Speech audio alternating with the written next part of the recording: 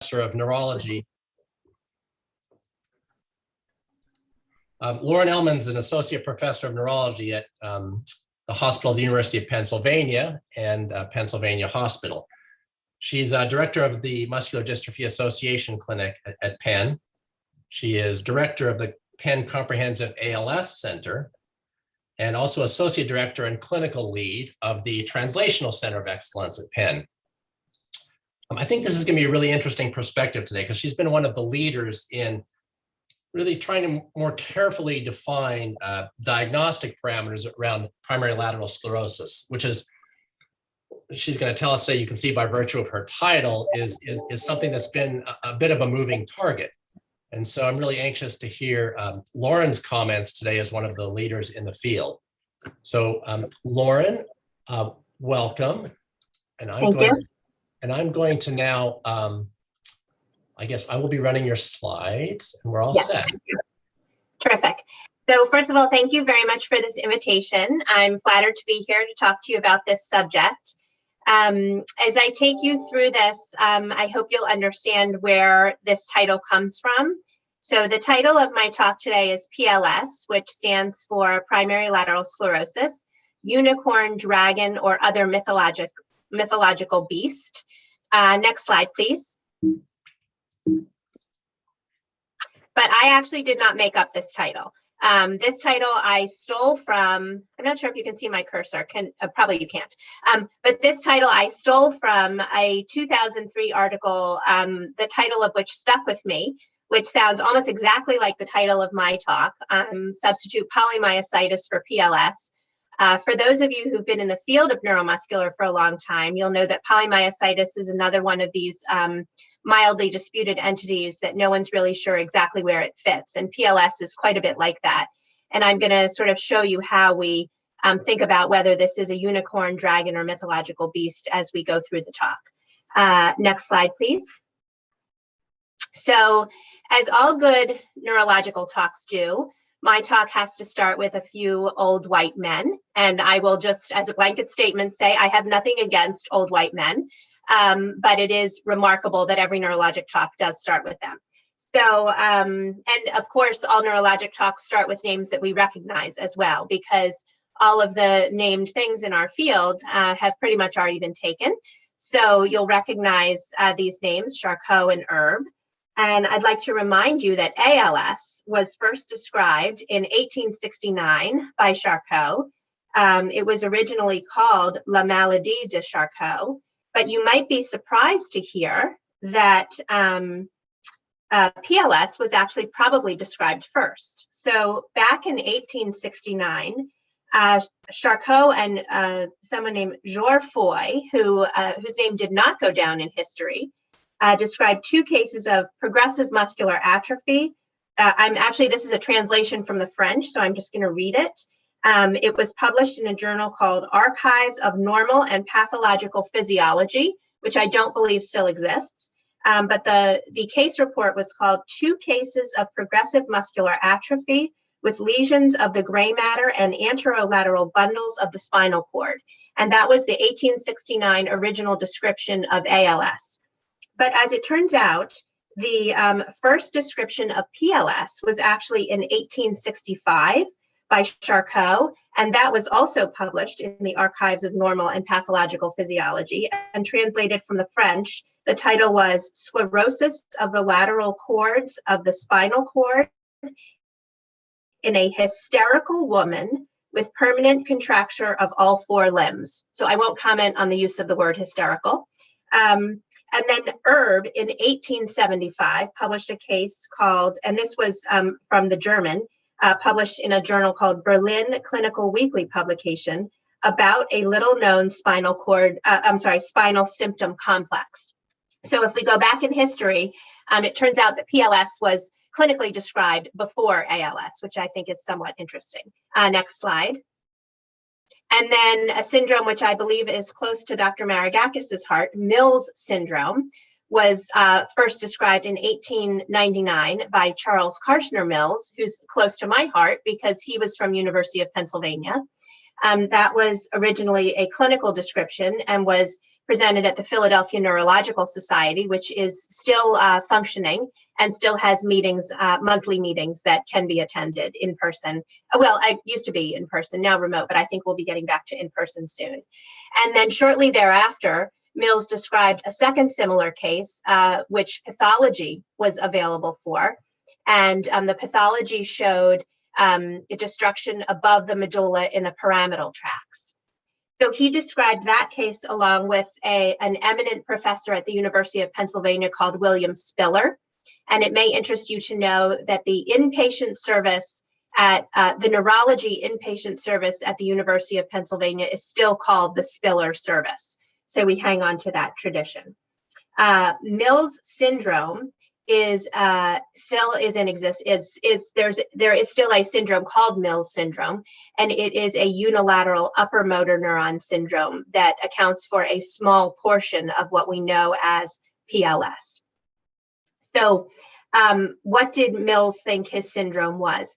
Well, he did actually postulate a primary neurodegeneration, but he wasn't completely certain of this, and he acknowledged that there were other possible causes of his syndrome, including a disseminated sclerosis, such as similar to multiple sclerosis, unilateral paralysis agitans, which is what they called, what we now call Parkinson's disease, neurosyphilis, which was rampant and caused everything, and also potentially a functional disorder, although I'm not sure how he thought it might be functional given that there were pathological correlates. Next slide. Okay, so now I'm going to talk to you a little bit about a few studies of the natural history of PLS, which is going to sort of show you how we are all over the map. This is a very recent publication you'll see at the bottom of the slide. This is from 2021, so this is quite recent. And they called their study Natural History of Pure Primary Lateral Sclerosis, and they put pure in quotes. You will see on a few slides throughout my presentation that I've highlighted time frames, because the time frame of how we make the diagnosis of PLS is something that we are, as a group, having a hard time nailing down when you can be certain that the diagnosis is PLS and not ALS. So this is probably a good place for me to sort of say what our broad definition of PLS is, in case there's anybody in the group that's not really familiar with that. So ALS, and I'm not going to insult this group, with a long description of it, but as we all know, is a combination of upper and lower motor neuron symptoms and signs. And PLS is supposed to be an isolated upper motor neuron syndrome. But the definition of PLS is something that has been argued about and debated about for some time now. And most of that debate has to do with the time frame, with how long the individual has to have those symptoms of isolated upper motor neuron disease before you can be certain that it's not going to transition to an upper motor neuron predominant form of ALS. So when can you feel secure in the diagnosis of PLS and call this person a person with PLS? And so you'll note a few slides that have these yellow highlights, and you'll see the different timeframes that have been bandied about. So this recent retrospective publication was a publication of 43 patients and their criteria, and this is one of those ever-present Mayo Clinic series, ever-present in our literature, and I think very valuable because the Mayo Clinic keeps really good records. And as you can see, their case series goes from 1990 to 2016, and I believe the cutoff was 2016 because their definition required greater than or equal to 4 years of signs and symptoms before they called it PLS. So they required no family history, which is something that we can address later in this talk, and otherwise, no other explanation, metabolic or structural, for the diagnosis of PLS. They had they did a clinical description. So 70% of the people in this cohort had the so-called ascending paraparetic type, which means that the syndrome started in the legs, which is most common. 21% of the patients in their cohort had the so-called Mills syndrome. So if you do the math on 43 patients, that works out to 9 patients. And 9% had bulbar onset, which would be a total of 4 patients. Of this cohort, the ascending paraparetic cohort, what tended to be the youngest of the group, with a median age of onset of 48, and they were also the longest surviving of those with known survival data. There was a fair proportion of patients who had sphincter involvement, which occurs in PLS for reasons that are somewhat unclear. And most of the time when this happened, it happened in the paraparetic group. Next slide, please. So in terms of how many of the people in this cohort required a change in diagnosis during follow-up, this is a little bit unsatisfying, but there were 2 people who required a change in diagnosis. And although they used fairly strict criteria of 4 years for the diagnosis of PLS, there were 2 in the cohort that required a change, and both of those were more than 2 decades after diagnosis. One of those developed more of a multisystem neurodegenerative disorder, and one developed a sort of odd syndrome of upper motor neuron and lower motor neuron disorder with a cauda equina lesion visible on MRI scan. Of note, unlike what would be seen in an ALS cohort, only 1 patient required a feeding tube and 3 patients used non-invasive positive pressure ventilation. The explanation for this low number is likely that most of us feel that dysphagia that becomes severe and respiratory symptoms that become severe are generally not due to upper motor neuron defects, but are generally more due to lower motor neuron defects, which is going to become a recurring theme that we'll discuss. Next slide. The other largest study of people with PLS is the retrospective Niels registry in PLS. Now, they used a slightly different definition for PLS. This included 250 patients from 21 sites who had a clinical duration of at least 3 years. 50% of these patients had bulbar involvement at the initial visit, which is different from the Mayo Clinic series. During the study, again, at a mean of 12 years or so after disease onset, 2 patients eventually met EMG criteria for ALS.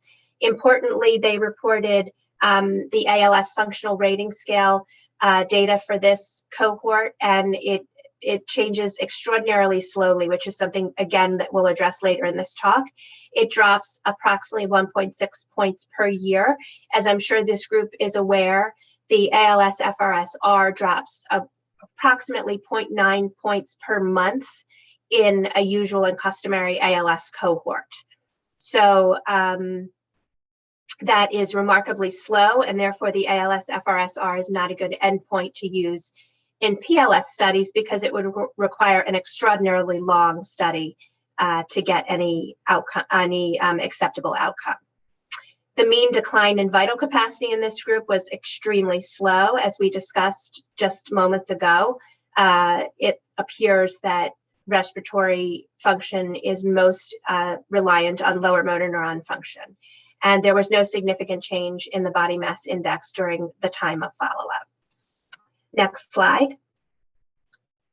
Similar to the prior, oh, I'm sorry, can you go back one? Thanks. Similar to the prior study, only 22 out of 250 patients got PEGs in this study, and only 10 out of 250 patients required permanent ventilation. A small proportion of patients died, including the 2 that converted to ALS, and those who died with PLS had a mean disease duration of over 9 years, and it wasn't entirely clear from the description in the study that they actually all died from PLS. Okay, next slide. So this is going to be a very brief slide because this is not what this talk focuses on. But what about clinical care in PLS? So clinical care in PLS focuses right now on symptom management. The symptoms that we focus on in PLS are those of upper motor neuron dysfunction. So we focus on treatment of spasticity. I'm not going to go into detail about this because, again, this is not what this talk is about. The focus is on treatment of pseudobulbar affect, for which there is one FDA-approved drug, Nuedexta, which is a combination of quinidine and dextromethorphan.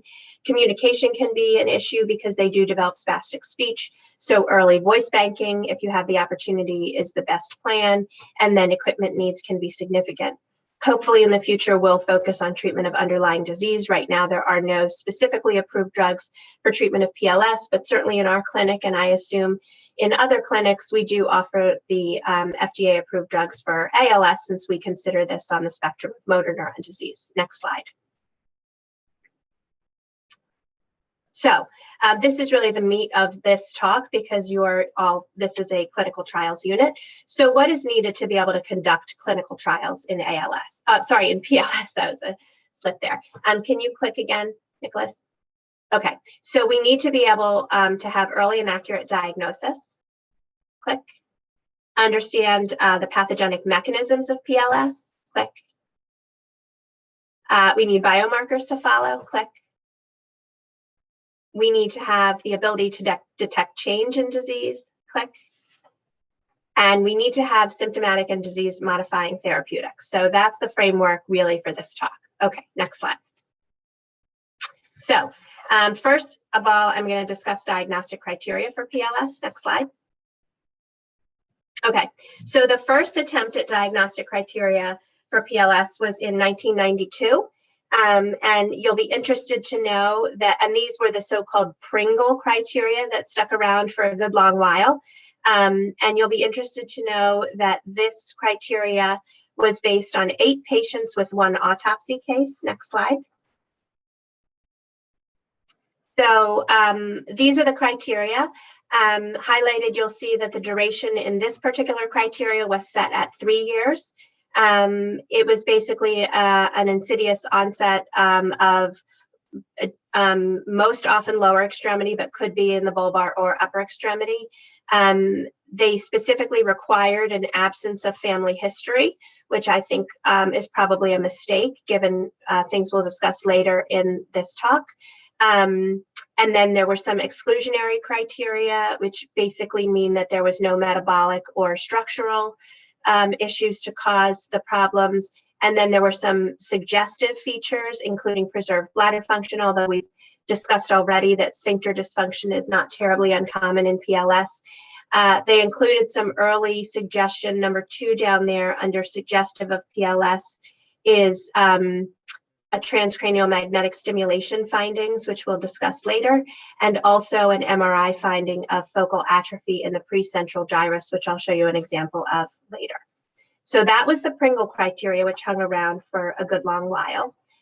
Next slide. They had 1 case of pathology in that was in the Pringle criteria, but this was not from that paper. And this is a more modern take on neuropathology in PLS that I just wanted to show you. So, yeah, next slide, sorry. Okay, so this is an example of neuropathology in PLS, which is, to be honest, fairly similar to the neuropathology that we see in ALS. The picture of that you can see, hopefully you can see labeled as A, is a section of primary motor cortex with chronic degeneration. And you can see TDP43 inclusions in which the arrows are pointing at. Thank you, Nicholas. I can't use my pointer, so I apologize for that. In the neuronocytoplasmic inclusions, in B, you can see where the stars are. There's demyelination at the medullary pyramids, which was reported specifically in the paper in the Pringle criteria. C shows a normal section of normal anterior horn cells in the spinal cord, which you would expect to see in PLS because you don't see a ton of lower motor neuron degeneration. However, what you do see actually in D is you can actually see TDP43 inclusions in lower motor neurons. So a few of them, not every lower motor neuron is going to have TDP43 inclusions, but you can see some of them, which is a super interesting finding, I think. What hasn't been reported, generally speaking, I looked hard for this. If anyone is aware that I missed this in my literature review, please let me know. But Benina bodies, which are eosinophilic inclusions in remaining healthy lower motor neurons that are seen in ALS, are generally not seen in the setting of PLS. So Benina bodies, which have been somewhat mysterious, and it's unclear how they contribute to the pathology or the pathophysiology, I should say, of ALS, have not generally been seen in PLS. But this is the general neuropathology that is seen in PLS. Okay, next slide. And just to round out the discussion of neuropathology of PLS, the total number of autopsy cases that we have in PLS is shockingly small. There's probably only about 17 in the literature. And as we just discussed, you can see the degeneration of the corticospinal tract and in the motor cortex. As I just showed you, there's cortical TDP343 neuronal cytoplasmic inclusions. And in many cases, you can see small numbers of TDP43 inclusions in lower motor neurons, although we don't see symptoms that go along with those findings. Okay, next slide. So moving on to more criteria. So after the Pringle criteria came the Gordon criteria from 2006. And Gordon collected, you can go to the next slide, please, 39 patients who originally received a diagnosis of PLS, and they did a review of those charts. And they found that immediately 10 of them could be reclassified to ALS. And of the 29 remaining, 13 of those were then reclassified to upper motor neuron dominant motor neuron disease. And they found through their review these new criteria they came up with. And they used, as you can see highlighted there, 4 years of clinical follow-up was required to define clinically pure PLS.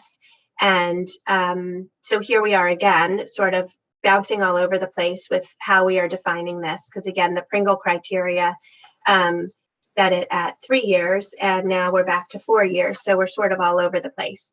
They did say specifically that there should be no Benina bodies or ubiquitinated inclusions in their PLS cases, although now we know that if there are TDP43 inclusions in the lower motor neurons, then there would have been ubiquitinated inclusions in these cases, because this is before the description of TDP43. So again, as we move forward in our knowledge of neuropathology, perhaps things are evolving and changing. So they defined autopsy-proven PLS, which we would now potentially not completely agree with, clinically pure PLS, a form of upper motor neuron dominant ALS, and then a PLS plus that has other symptoms, including extrapyramidal symptoms, urinary symptoms, and other extrapyramidal symptoms, including orthostatic hypotension. Hey, Laura. Laura, stop. This is Jeff. Why do you think this is controversial, this issue about pathology? TDP43 is by no means unique to ALS. So no, I agree. Yeah. So I don't think that's a throw out at all. I think it's just part of the pathologic injury that occurs in lots of degenerative diseases outside an area. No, I agree. I was just making the point that the Gordon folks said that autopsy-proven PLS should not have ubiquitinated inclusions, and I think now we would disagree with that. Yeah. Okay. Got it. So I think that they would probably say that was an oversight. Although the presence in lower motor neurons of TDP43 inclusions does raise the question about whether that's, eventually they would die, or is TDP43 exclusion or inclusion really important, right? Yeah, I would say yes, I think it raises the question of what is exactly this disease on the spectrum. Yeah, or is that, I would just say that it's a spectrum of all neurodegenerative diseases have TDP43, whether it's eventually, as Nick said, eventually in a lower motor neuron, certainly could be the case, or just because it's there just means those cells just haven't died yet, but there's an incipient injury. That injury, by the way, also could be post-mortem agonal states. I mean, there are other reasons. You can have TP43 and stroke and chronic hypoxia. So it's kind of, but it is interesting because, as Lauren's pointed out, there's so much these patients, if you call pure PLS, have so much upper motor neuron involvement. It's actually a good example where, at least at autopsy, if there is TDP43 in lower motor neurons, it does serve as a reasonable model to say, what is it doing there? And is it, anyway. I'll throw out something different. I would say, since I believe this is all part of an HSP continuum, why not look at HSPs then and say what happens to lower motor neurons in HSPs? Yeah. That's the closest clinical parallel and pathologic parallel. Well, yeah. That's an interesting point. I guess my point here was just to say, I think this is a mistake to say that autopsy-proven PLS should not be put in exclusions. This is Ricardo. I don't know that necessarily. What do you guys think this is parallel to HSP? I didn't say that. Okay, sorry. I'm not sure that I would say that either. Yeah, it's just like sporadic ALS versus familial ALS. How do you know this is not an oligogenic, a bunch of oligogenic variants that are causing this? So to me, this could just be like sporadic HSP. Yes. Well, and that's that. When I say HSP, that's what I mean, Ricardo. I mean, I didn't say it that way. I would say maybe to Lauren's point, part of us, these may be very well part of a spectrum, right?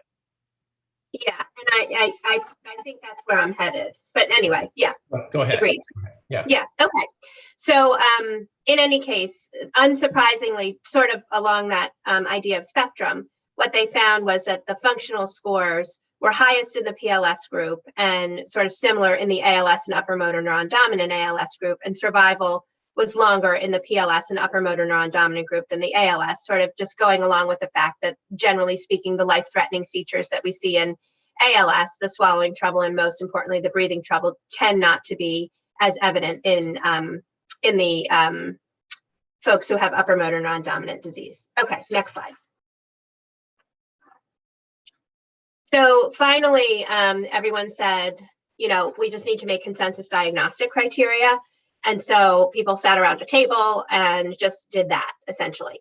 So now we come up with this recently published consensus diagnostic criteria, which imitates the LS-Gorial criteria to some extent, creating probable PLS and definite PLS, wherein probable PLS is defined as 2 to 4 years from symptom onset, and definite PLS is defined as 4 or more years from onset, which is, I think, a useful description. But as we've discussed already, you can transition to ALS after 2 decades, and maybe that's because eventually those lower motor neurons that were potentially less vulnerable in a certain population of patients who had predominantly upper motor neuron disease, but not incompletely vulnerable, start to fade away.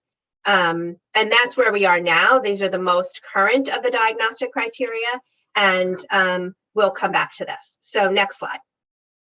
Editorial. So the question is, I want to say, I would no way accept calling a patient probable PLS at 2 years. I'm sorry. The vast majority of patients who have a upper motor neuron disease at 2 years progress to ALS.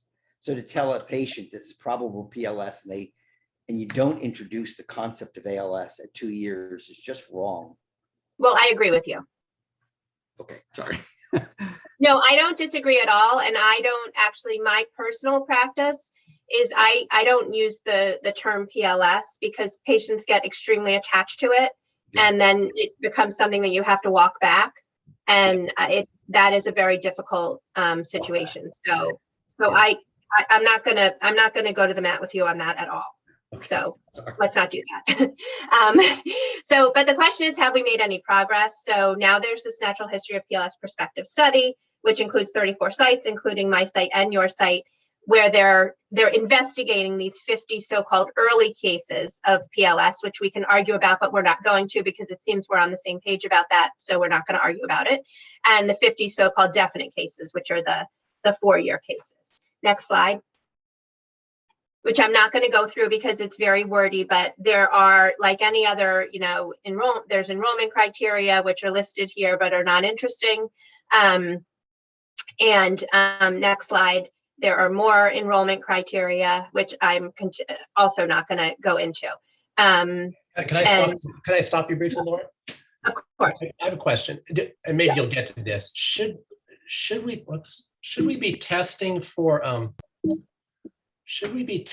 HS? I know it's expensive. Should we be testing for HSP? And how do you think about that for these patients? I actually think that to get into this study, everyone should. Are you talking about for this particular study? Sure, but yeah, for both. But yes.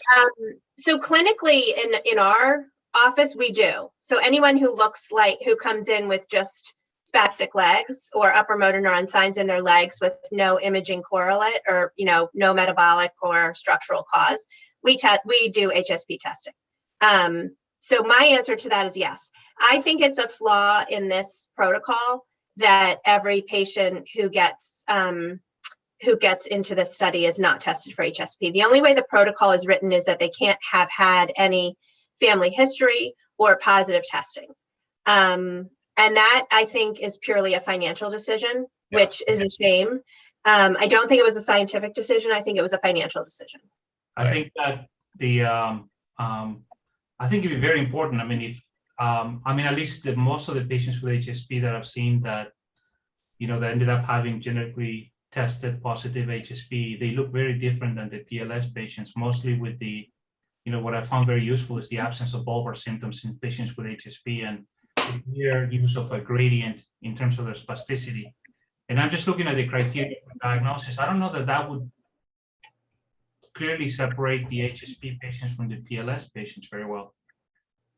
I can't disagree with you. And again, I think, in fact, I'm certain that this was a financial decision and not an academically driven decision. Lauren?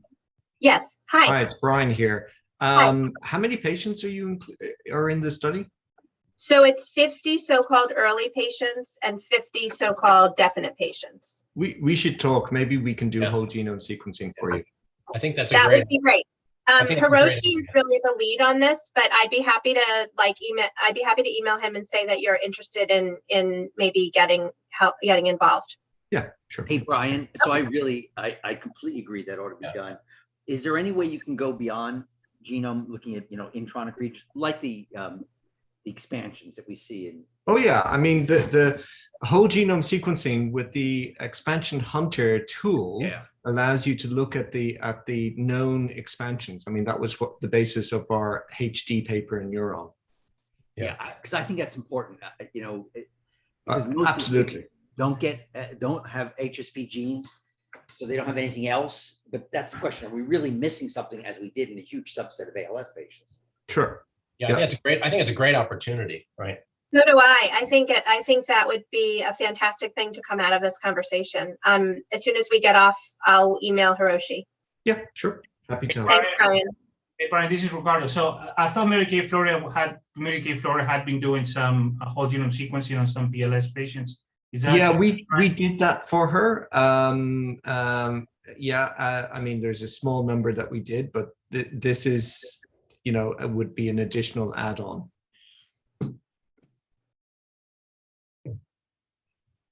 Great. Terrific. Okay. Next slide. This is the protocol for the study. These are the things that are going to be done. You can see that we're going to do sort of standard things, and a few of them I'm going to talk about. So it does say that we're doing DNA at time 1, but I'm not sure exactly what's being done with DNA and how exactly all the testing. So I will look into that for sure.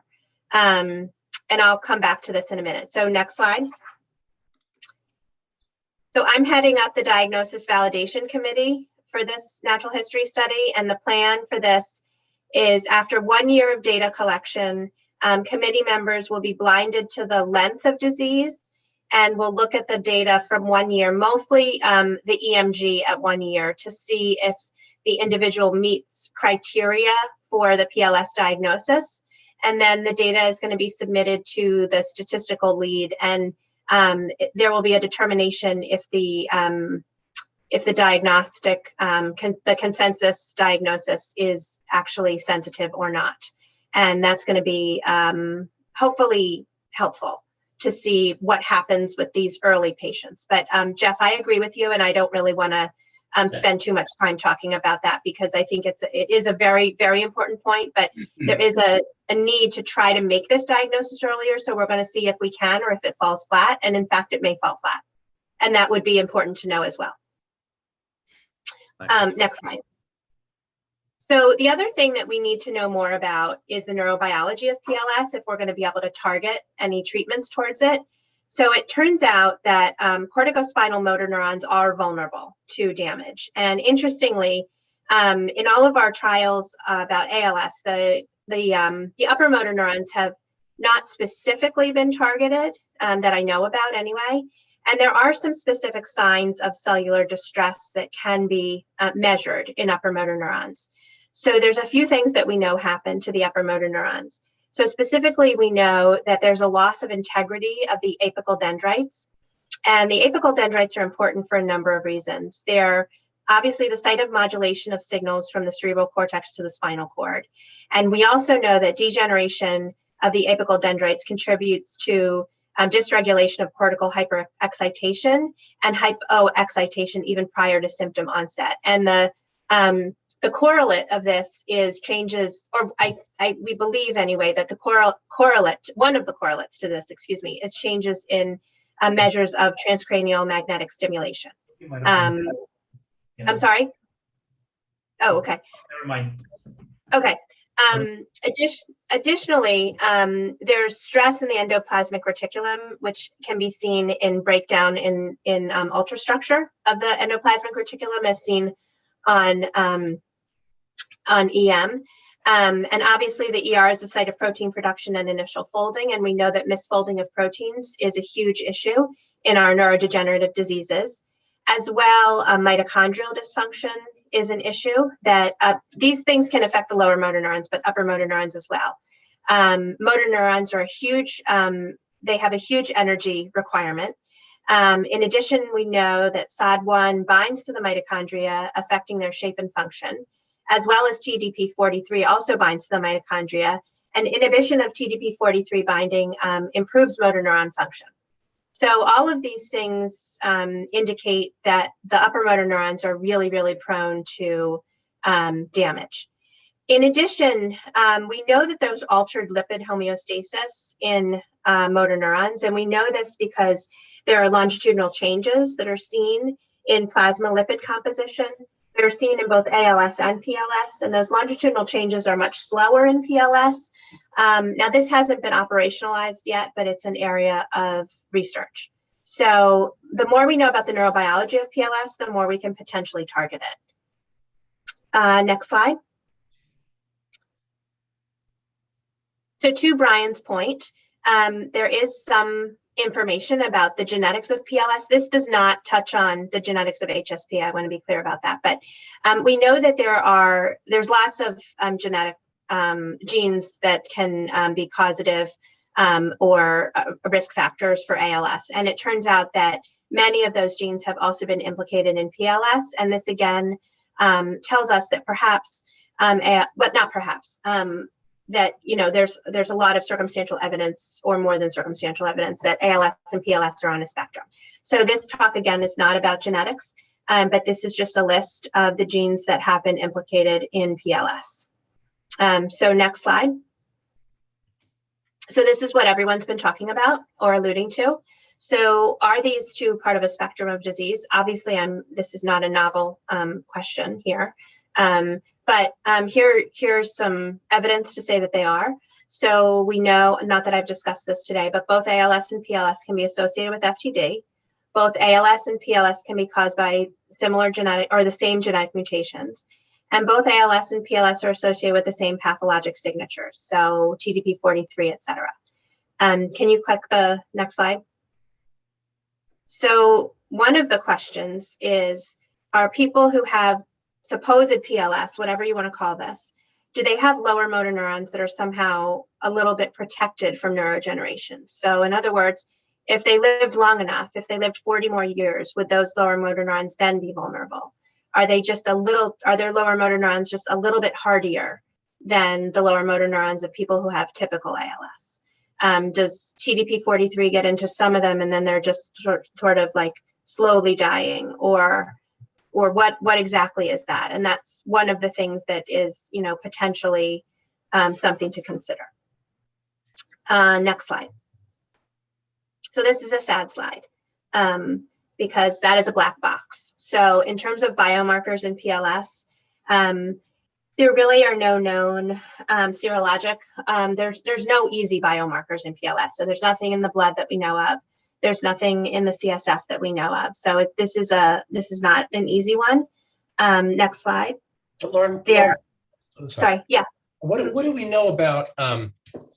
I know this is a new study, so we don't know yet. But have there been any reports about things that we associate with ALS, like neurofilament or other? Is a signal strong enough, or do we just not? I don't think. So my understanding is no. That there's nothing specific in PLS yet. I mean, the neurofilament, it didn't even really work out in the AMLIC study. So I think there's a lot of concern about there being a ceiling effect, or a floor effect, I guess I should say. And I just don't know how well that's going to work out, especially in something like PLS. Yeah, so I'm going to argue. Sorry, I'm going to argue that absolutely you should consider that. There's so many, every disease, every injury to the CNS causes a neurofilament elevation, MS, yeah, you name it. So there's going to be, how high it is.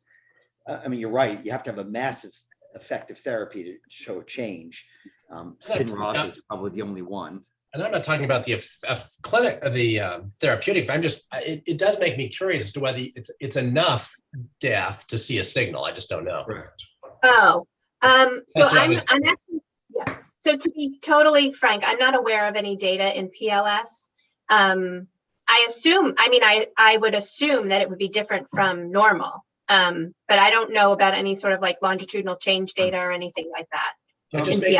It makes me wonder if it's a slow disease, a slowly progressing disease with just predominantly upper motor neuron loss, let's say. Mm-hmm. Maybe you just don't see, our techniques aren't, maybe you won't see a signal. Well, yeah, but maybe you need a longitudinal and it's a within patient analysis, not between patients. Yeah. I can tell you that we're having some trouble. This isn't exactly the same, obviously, but in our adult SMA population, we're measuring this, and we're having a lot of trouble seeing longitudinal change. And that is obviously a slowly progressive disease. Yeah. And we're having a lot of trouble. We see differences between, disease and normal for sure, but we're having a lot of trouble with longitudinal change. So do you know if there's already, I'm thinking out loud now, a Neurobank, does it have PLS samples? And more importantly, didn't Answer ALS have a handful of PLS? We did, yeah. We should have there should be longitudinal blood then for someone to analyze. Yeah. On those patients. Yeah. I think it's probably the lowest hanging fruit in terms of a potential biomarker. Yeah. So, okay. So, there's been a lot of work done in imaging. So I'm just going to run through a few of these things that we know. So here you can see in standard MRI scan, atrophy in the precentral gyrus. This finding was included as suggestive in the Pringle criteria. Thank you for pointing that out. But when you see it, it's nice, but it's certainly not diagnostic or required to see in any patients. Next slide. To be fair, this is not a PLS patient, but an upper motor neuron predominant patient. You can see, yes, thank you, increased T2 signal in the corticospinal tracts. And then you can see on the sagittal also the descending corticospinal tract, the callosal white matter degeneration there, which is nice to see when you see it again, but it's not required for diagnosis, nor is it consistently seen. And as you can see, this cannot by any means be used to differentiate ALS from PLS. It's not specific and it's not quantitative enough. Next slide. These are just pretty pictures. Oh wait, can you go one back? Okay, so this is a PET scan This assesses glucose metabolism by neurons and neuroglia, and you can see the so-called stripe sign showing hypometabolism in the primary motor cortex. But again, this cannot be used to distinguish between ALS and PLS. But again, it's just a pretty picture. Next slide. So diffusion tensor imaging can be used. Diffusion tensor imaging shows how intact white matter tracks are essentially, and fractional anisotropy, and mean diffusivity are most abnormal in the motor cortex and the subjacent white matter, which is not surprising. In terms of cerebral blood flow, it's reduced in the precentral gyrus and associated regions.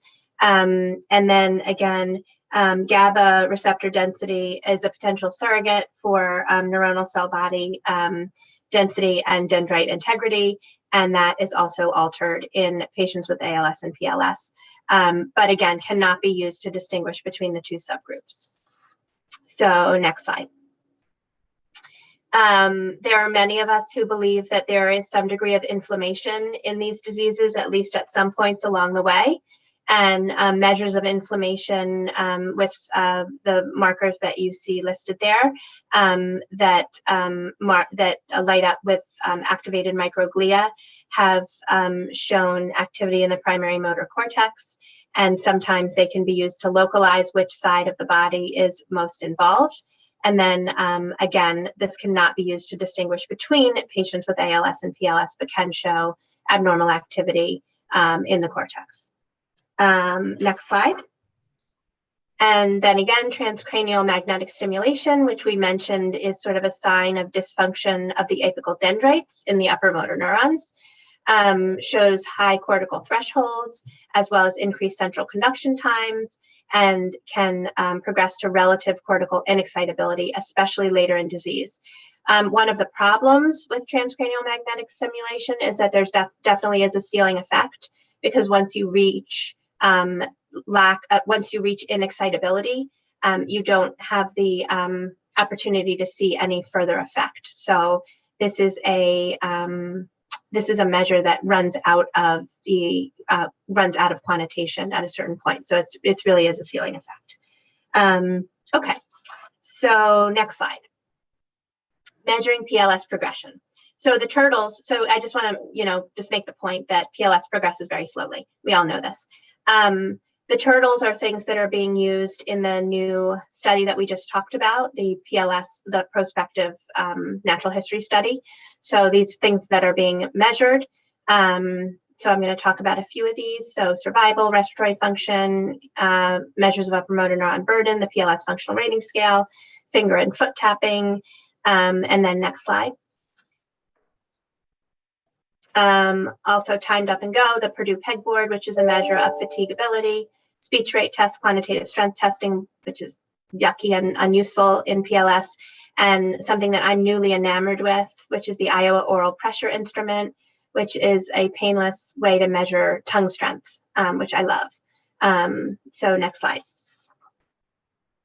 I just want to take a minute to talk about a score that was developed at Penn, which is the Penn Upper Motor Neuron Score, which is a score that is that measures upper motor neuron burden. It is very good cross-sectionally. It is not good longitudinally for reasons that I'll explain. We quantitate the upper motor neuron burden by measuring tabulating reflexes, the CNS lability scale, and the Ashworth spasticity scale. Next slide.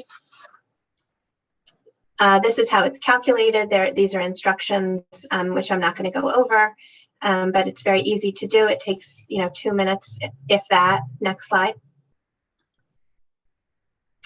It is validated, and it has very good test-retest reliability as well as inter-rater reliability. We calculated the Cronbach's alpha to make sure that the items in the scale were related to each other, but not too reduplicative. And in fact, that was the case. The Penn Upper Motor Neuron Score is negatively correlated with the ALSFRS-R. We validated this in patients with ALS, by the way, not PLS, but it was designed for ALS. It is not correlated with age, and it is not correlated with disease duration. Next slide. As I mentioned, it is a good scale cross-sectionally to determine upper motor neuron burden. It is not a good score longitudinally, as we suspected, because for any of you who take care of people with ALS, you will know that as the lower motor neuron disease progresses, you can lose the ability to detect upper motor neuron disease. So later in the disease, you may not even be able to find upper motor neuron disease in a limb that previously had clear upper motor neuron disease. So this is a study that was done by Kristen Edmondson, looking at 587 patients retrospectively within 6 months of diagnosis, looking at outcomes of death or tracheostomy. And what she found was that the Penn upper motor neuron score at diagnosis did not correlate with time to death or tracheostomy, and that was not unexpected. So when we use it did, however, correlate with the ALS FRSR. That is what we did expect, actually. When we use this score in studies, what we do is we compute a composite score of at that cross-sectional point, the maximum score that they've had. So we go back and look per limb at the maximum score and compute a composite score, because we don't think pathology disappears just because our ability to detect it clinically has disappeared. And that has proven to be a very successful strategy. Next slide. To be fair, there are a couple of other upper motor neuron burden scales. Mary Kay Floater just recently compared them. I'm happy to say that the Penn score performed the best compared to a score used previously in the UK, and the MGH upper motor neuron burden score. So we believe, I'll just say it, that ours is best, and it is being used in the PLS study. But that being said, all of these scales are hampered by ceiling effects. And in Mary Kay's study, what she noticed, and I think this is extremely interesting, is that in the PLS population, these scores tended to increase for roughly the first 8 years, and then they leveled off. And I think that's super telling. Interestingly, that happened with a lot of the clinical measures like walking rate and things like that. So they were pretty good at looking at things, clinical measures. Patients' disability increased, but it became unmeasurable at a certain point. So ceiling effect. Okay, next slide. Almost done here. The PLS functional rating scale is now a validated scale for PLS. Next slide. The reason to develop it was this. Basically, the PLS Cosmos study, which followed 50 PLS patients for 3 years, determined that the ALS functional rating scale, which you're no doubt all familiar with, decreased significantly too slowly to be used in a clinical trial for PLS. It only decreased by about 0.05 points per month over a 2-year time frame. And as we know, in ALS, it's about 0.9 points per month. Next slide. This is the ALS FRS, just to remind you. It's a 48-point scale. Next slide.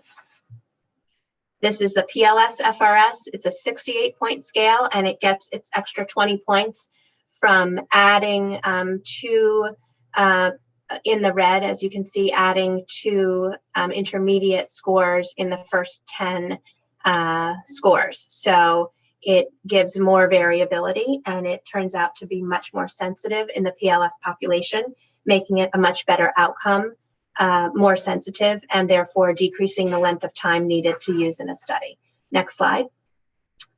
The PLS FRS compared to the ALS FRS is shown for you here, with the PLS in red and the ALS in green in the same patient cohort. And as you can see, the slope is higher. The slope of the curve is higher or greater, I should say, in the PLS FRS than it is in the ALS FRS, making it a better measure. Okay, almost done here. Next slide. So the last thing we need are to do clinical trials are targets. So what do we have in terms of symptomatic targets? So there's a couple ways we could attack this. We could enhance corticospinal tract function through improvement of axonal conduction. Currently, there's an open label trial of Ampyra, which is a drug that's been used in MS and has been shown to improve walking speed. Ampyra is a potassium channel blocker that, as I said, has been used in MS. And it's now being tried in patients with PLS to see if it does the same thing. And the outcome measure is walking speed. Another possibility would be enhancement of circuits for reciprocal inhibition to reduce muscle co-contraction. This is a theory. There's nothing I'm aware of that's in trial or available now. And then the third option would be facilitation of neuroplasticity in extracorticospinal tract pathways. So not the pathways that are affected in PLS, but to maybe rev up some of the pathways that are healthy. And this would be more sort of activity-based and stimulation methods, but this is also just theoretical. And next slide. The Holy Grail, of course, would be a disease-modifying drug. So there's been sort of a splash. If any of you who see ALS patients, I'm sure you've been presented with a printout of the work by Dr. Osdenler up at Northwestern, and Dr. Silverman, who's a chemist up there. There's NU9, which I assume is Northwestern University Compound 9, that can reverse cell death. So anytime people say reverse cell death, that everybody gets super excited. Essentially what they did, and I just spoke to Dr. Osdenler about this, is they established a model of upper motor neuron disease, which I think is the first model of upper motor neuron disease, based on some of the pathological changes that we discussed just a few minutes ago in terms of the ER stress and mitochondrial dysfunction and apical dendrite disintegration. And they identified NU9 through a high throughput screen using a toxicity assay as well as a protein aggregation assay. I have it on very good authority that they do not actually know how NU9 does what it does. So the mechanism of action of that drug is not clear, which I think is not that unusual when you identify a drug through high throughput screening. But this is what it does. And it's almost too good to be true. They've looked at it in both a SOD1 model and a TDP43 model, and it seems to improve the integrity of the mitochondria and the endoplasmic reticulum, as well as reducing SOD1 inclusions and TDP43 inclusions. And the most impressive thing is that in rotarod testing and the hanging wire test, the mice seem to do better. So they are now, they formed a company and raised money for tox studies. So the paper that they published looks like almost everything they need for a pre-IND, except the tox studies. So they're pursuing that in the relatively near future and hoping to bring it to trial if all goes well. That's really exciting because in HSP, a lot of the pathways end up dealing with ER morphology. Do you know if that, I mean, the new hot topic now in HSP research is this connection between the endoplasmic reticulum and the mitochondria, this connection points. Do you know if they've seen so I don't believe they looked at an HSP model, if there is such a thing, but they're planning to look at it for HSP, for ALS, for PLS, and anything that sort of attacks the upper motor neuron. I don't know if Solange Brown was on briefly. She's our mouse expert, but one of the problems with mouse modeling of it's just a very different connectivity, right? And so I think the biology is, I think it's great. I just still think it's really tough to try to tease some of those things out. Yeah, I mean, we all know that the SOD model has no predictability. Well, yeah, but even, yeah, no. That mouse, the TDP43 mouse model, that's completely, it's not replicating real TDP43 biology. Yeah. But there is an ALS model though. ALS 4 or 2 is an upper motor neuron disease model. Yeah, Alison. Yeah, the Alison. Yeah. Yeah, I don't think they used the Alison model. I have to look at the paper again. The reference to the paper is on this if you want to look at it. It was just published in Clinical Translational Medicine. Yeah. And they're pretty bullish on this. But what they did is they also compared the pathology to human pathology ultrastructurally to see if it looked like it. And they thought that it replicated the pathology, but as you guys know, this I'm a little bit out of my lane here, so I'm just sort of setting the high level. No, I think it's a good point. In that group, I mean, I guess my point is, we need people who know their upper motor neuron mouse biology or to be in that field, because she knows her stuff, and so of any of us, she's in a good position to be able to see what's lacking, Nick. But this sounds like old 1990s ALS research. What's lacking is a true target that has to do with the pathogenic cascade. This is the only reason why we've been able to make recent success. So you're looking at a black box of saying, oh, these cells die and I'm going to throw this drug. This dates back to Chris Henderson using trophic factors for lower motor neurons. But they die, we'll keep them alive. That went nowhere. Yeah. Do you think it's too far down? Do you think it's too far down the pathway? Is that what you're saying? No, I don't know what the pathway is. And that's one of the issues, you get to. You've actually outlined beautifully how you can now do the right trial in PLS. What's lacking is what's the right drug? What's the target? Yeah. And someone has to do but I would argue that a better way, but it goes back a few steps. I mean, I don't care if they do a trial with this or not. It's to find some model that's true. Make IPS cells, upper motor neuron IPS cells from PLS patients. See what you begin to see. Truly model human disease. Well, this is a good group to, anyway, that's good. Yeah. Well, yeah. No, as I said, basic science is not my lane. But it seems like a novel way of at least trying to look at the upper motor neuron, because not a lot of people have tried to do that. That's exactly right. I agree. To be fair. I agree. Anyway, just to wrap up, next slide. Next one.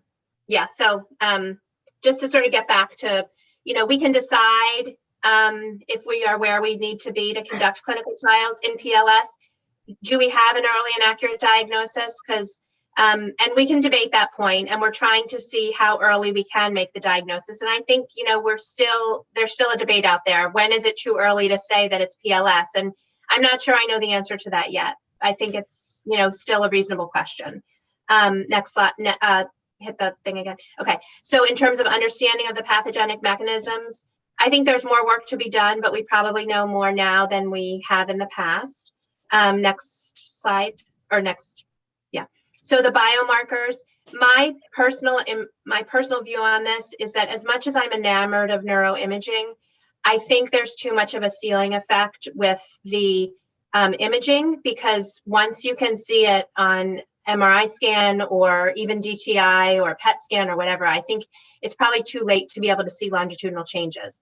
So I do agree with you that things like neurofilament are going to be better to try to follow. As much as I love my upper motor neuron scale, I don't think that's going to be something that we can follow longitudinally. So, I think we still need to do work there, and I welcome anyone who has any good ideas about that. Next, the ability to detect change in disease. I do actually think the PLS FRS is a huge step in the right direction. We've used the ALS FRS in clinical trials. I know it's not perfect. I'm sure there are a lot of people out there with opinions about it, but the PLS FRS is definitely a step in the right direction. And then last point, whether or not we have symptomatic and disease modifying therapeutics is, I think, still up for discussion. And last slide. So I'm not sure if we've decided whether PLS is a unicorn that we can find, or a dragon that we can tame like Disney did, or a beast that we can defeat.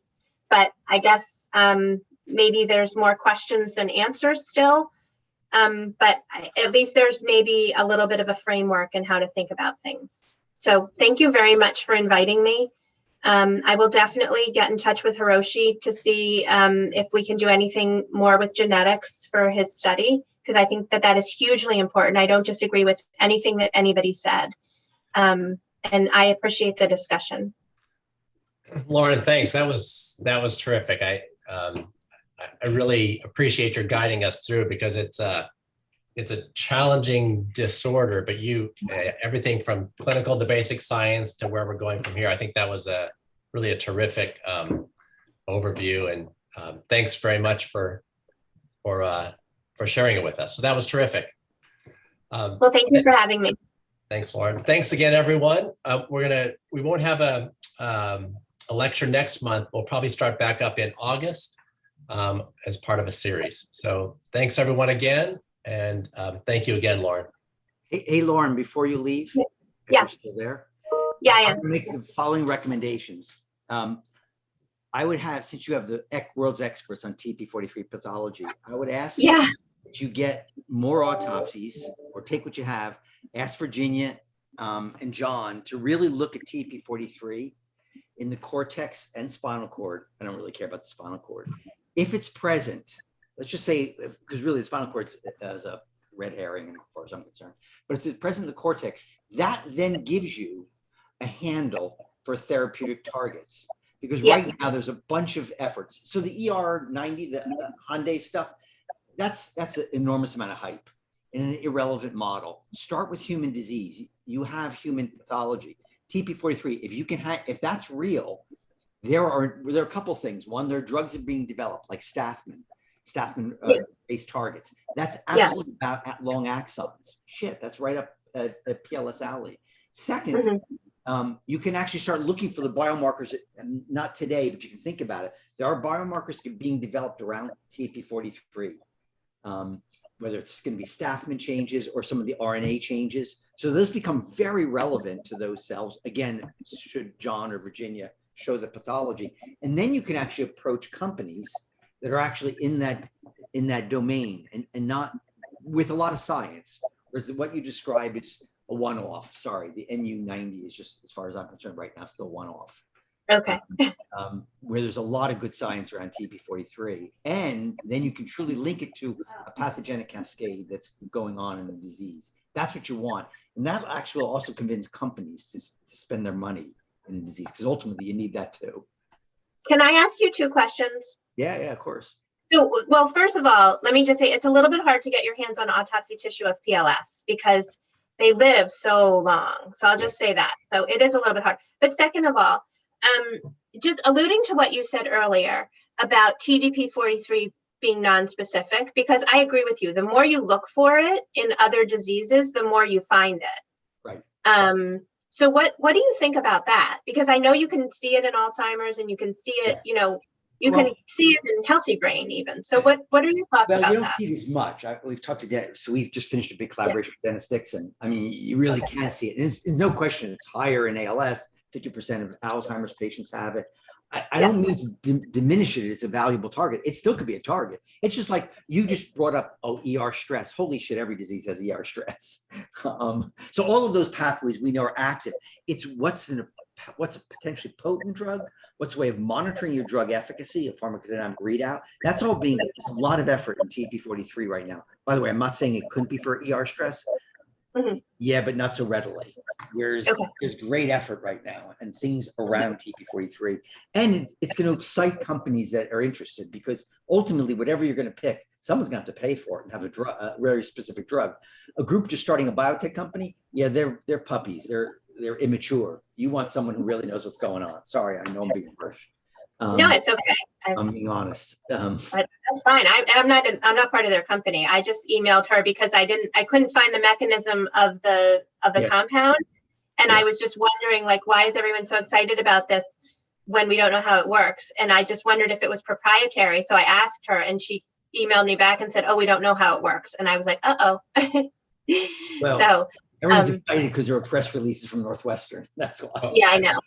Anyway. I know. I get at least 3. But anyway, I appreciate that. May I have one more question? So I've heard a bit about Stathman, and it seems like extremely exciting, and I understand that it's ASO targetable. Yes. Where is that? Because we have this translational center of excellence here where we're like all about these RNA mediated therapies, and we want in on this. Who's working on this? Yeah. Well, Ionis is. We can do this offline because Nick may have to cut us off. Okay. Yeah. Well, we're in bed with Biogen, so that's fine. We'll get that. Okay. And Bob Brown is doing his own private studies. So you might just Bob. Okay. All right. Fair enough. Good. Thank you. I appreciate it. Okay. Sure. Thanks for everything. Thanks for having me. This was fun. Thanks, Lauren. Appreciate it. Take care. Bye-bye. Bye-bye.